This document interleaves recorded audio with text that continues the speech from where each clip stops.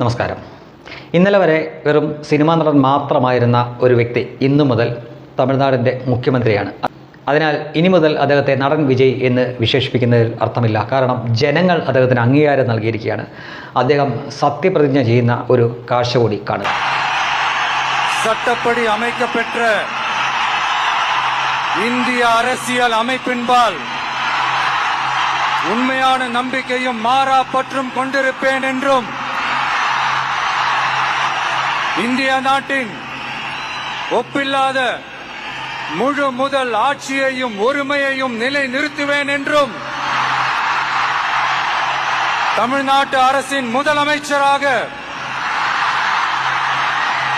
உண்மையாகவும் உளச்சான்றின்படியும் என் கடமைகளை நிறைவேற்றுவேன் என்றும்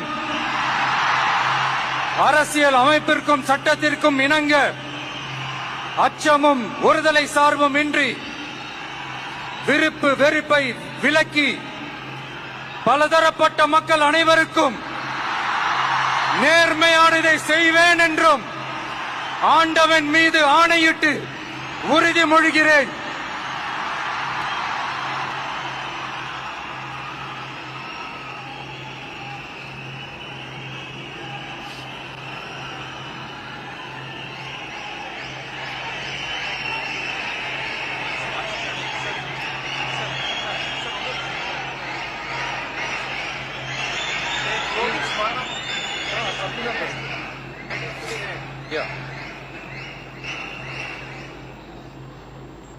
சி ஜோசப் விஜய் எனும் நான்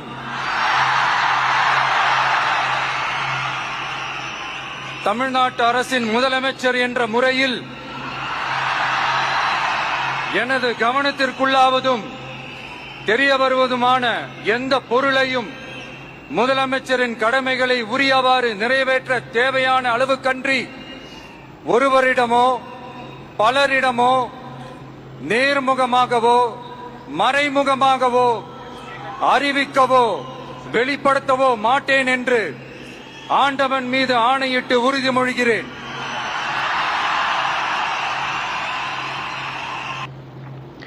പതിറ്റാണ്ടുകളായി വിനോദ മേഖലയായ സിനിമ രംഗത്ത് പ്രവർത്തിച്ചതിനാൽ അതിൻ്റെ ആ ഹാങ് ഓവർ വിജയ്ക്ക് വിട്ടുമാറിയിട്ടില്ല എന്ന് തോന്നുന്നു. അദ്ദേഹം സിനിമാ ശൈലിയിൽ ഈ പഞ്ച് ഡയലോഗുകൾ പോലെ ഒക്കെയാണ് പ്രകടനം നടത്താൻ നോക്കിയത്. പക്ഷേ ഇടയ്ക്ക് ഗവർണർ അദ്ദേഹത്തെ തടയുന്നുണ്ട്. ഈ ഗവർണർ തന്നെയാണ് കേരളത്തിൻ്റെ ഗവർണർ രാജേന്ദ്ര ആർലേക്കർ എന്ന വ്യക്തി അദ്ദേഹത്തെ തടഞ്ഞിട്ട് ഇത് ഡയലോഗ് വേണ്ട, അതിലുള്ളതുപോലെ തന്നെ സത്യപ്രതിജ്ഞ ചെയ്താൽ മതി എന്നായിരിക്കണം ഒരുപക്ഷെ പറഞ്ഞത്.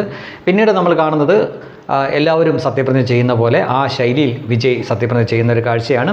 അദ്ദേഹത്തെ പറഞ്ഞിട്ട് കാര്യമൊന്നുമില്ല. അദ്ദേഹം എത്രയോ കാലമായിട്ട് അദ്ദേഹം പ്രവർത്തിച്ചുകൊണ്ടിരുന്നത് അത്തരം അമാനുഷികമായിട്ടുള്ള ചില കഥാപാത്രങ്ങളെയും രക്ഷക വേഷങ്ങളുമൊക്കെയാണ് അദ്ദേഹം ചെയ്തുകൊണ്ടിരുന്നത്. സ്വാഭാവികമായിട്ടും അതിൻ്റെ ഒരു ഹാങ് ഓവർ അദ്ദേഹത്തിന് കാണും. മാത്രമല്ല കേരളത്തേക്കാൾ കൂടുതൽ ജനസംഖ്യയുള്ള ഒരു സംസ്ഥാനത്തിൻ്റെ മുഖ്യമന്ത്രിയാവുകയാണ്. അതിൻ്റെ എക്സൈറ്റ്മെൻറ്റ് തീർച്ചയായിട്ടും അദ്ദേഹത്തിനുണ്ടാവും.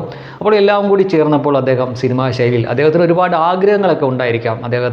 അദ്ദേഹം ഇതുവരെ നൽകിയ വാഗ്ദാനങ്ങളൊക്കെ പാലിക്കണമെന്ന്.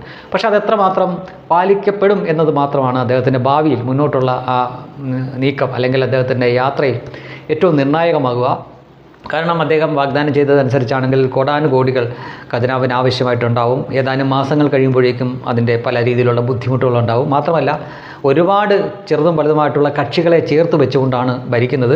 തീർച്ചയായിട്ടും അവരുടെയൊക്കെ ഇഷ്ടവും അനിഷ്ടവും ഒക്കെ നോക്കേണ്ടി വരും. അങ്ങനെ എത്ര കാലം മുന്നോട്ട് പോകുമെന്നറിയില്ല. പക്ഷേ വിജയുടെ മുന്നിൽ വലിയൊരു അവസരം ഇപ്പോൾ വീണ് കിട്ടിയിട്ടുണ്ട്. തീർച്ചയായിട്ടും പാലിക്കപ്പെടും എന്ന് ഉറപ്പില്ലാത്ത ഏതെങ്കിലും ഒരു ബില്ലോ അല്ലെങ്കിൽ മറ്റെന്തെങ്കിലുമോ നിയമസഭയിലേക്ക് കൊണ്ടുവരികയും ഇവർ അതിനെ എതിർക്കുകയും അങ്ങനെ അവിശ്വാസ പ്രമേയത്തിലൂടെ വിജയ്ക്ക് മുഖ്യമന്ത്രി സ്ഥാനം നഷ്ടപ്പെടുകയും ചെയ്താൽ ഒരു രക്തസാക്ഷി എന്ന പരിവേഷത്തോടെ അദ്ദേഹത്തിന് ജനങ്ങളുടെ മുന്നിലേക്ക് വീണ്ടും ഒരു തെരഞ്ഞെടുപ്പിൽ നിൽക്കാൻ പറ്റും. അങ്ങനെ വർഷങ്ങൾക്ക് മുമ്പ് ഡൽഹിയിൽ കെജ്രിവാൾ ജയിച്ച പോലെ അദ്ദേഹത്തിന് അവിടെ ഒറ്റയ്ക്ക് ഭൂരിപക്ഷത്തോടെ ജയിക്കാനുള്ളൊരു അവസരമുണ്ട്. പക്ഷേ അതിന് കൂർമ്മ ബുദ്ധിശാലികളായിട്ടുള്ള DMK-യുടെ സ്റ്റാലിനും കൂട്ടരുമൊക്കെ അവസരമൊരുക്കി കൊടുക്കുമോ എന്നാണ് കാണേണ്ടത്. അദ്ദേഹത്തിൻ്റെ കൂടെ ഇപ്പോൾ തന്നെ പതിറ്റാണ്ടുകളായിട്ട് DMK-യുടെ സഖ്യകക്ഷികളായിരുന്ന കോൺഗ്രസും CPM-ഉം ഒക്കെ തന്ത്രപൂർവ്വം വിജയുടെ കൂടെ നിന്നിട്ടുണ്ട്.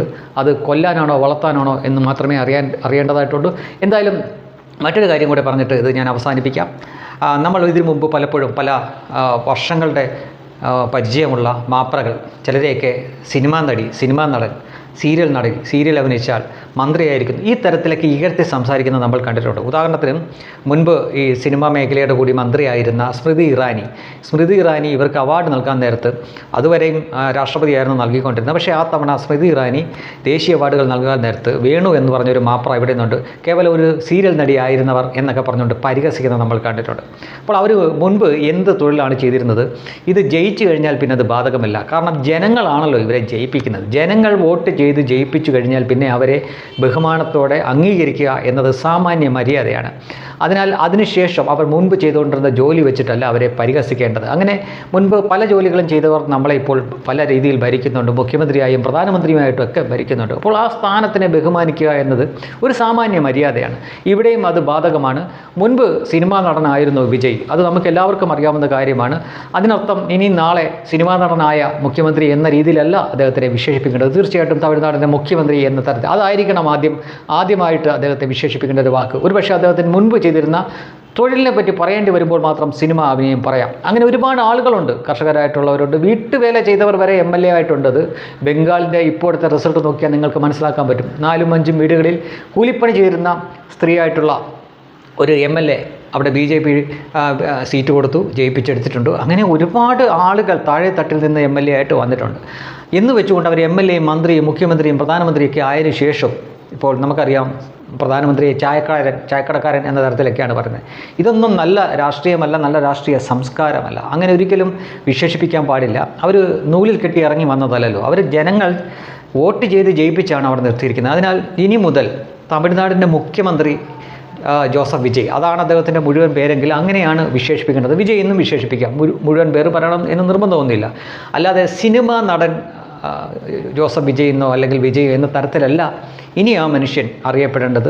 ഒരു കുറച്ചു കാലമെങ്കിൽ കുറച്ചു കാലം, അത്രയും കാലം അദ്ദേഹം തമിഴ്നാടിൻ്റെ മുഖ്യമന്ത്രി എന്ന രീതിയിൽ തന്നെ നല്ല രീതിയിൽ ഭരണം മുന്നോട്ട് കൊണ്ടുപോകട്ടെ എന്ന് ആശംസിക്കുന്നു.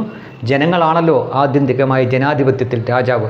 അവരാണ് ഒറ്റയ്ക്ക് ഭൂരിപക്ഷമില്ലെങ്കിലും ഏറ്റവും വലിയ കക്ഷിയായിട്ട് വിജയുടെ പാർട്ടിയെ തിരഞ്ഞെടുത്തത്. ആ ജനവിധിയെ നമ്മൾ മാനിക്കണം. അല്ലാതെ ഈ കൊങ്ങകളും ചില സുഡാപ്പികളും പറയുന്ന കണക്ക് തോറ്റു കഴിയുമ്പോൾ EVM എന്ന് പറഞ്ഞുകൊണ്ട് കരയുകയല്ല ചെയ്യേണ്ടത്.